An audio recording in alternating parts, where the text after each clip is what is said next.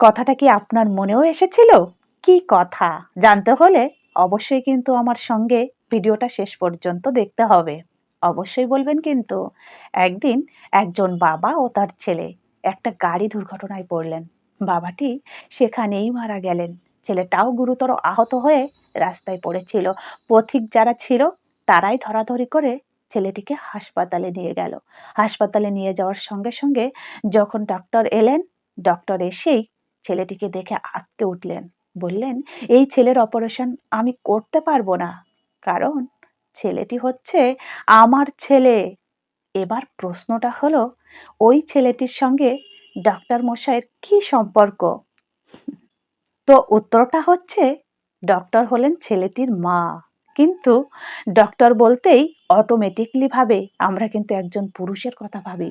পুরুষতান্ত্রিকতা এতটাই আমাদের মনের ভেতর গেঁথে আছে। সত্যি আমি জানি আপনার মনেও কিন্তু এই প্রশ্নটা এসেছিল যে বাবাটা তো মারা গেল, কিন্তু এখানে আবার দ্বিতীয় বাবা কোথা থেকে এলো? হুম, আপনিও ভেবেছিলেন। তো অবশ্যই লজ্জা না করে আপনি কি ভেবেছিলেন কমেন্টে কিন্তু অবশ্যই জানাতে ভুলবেন না।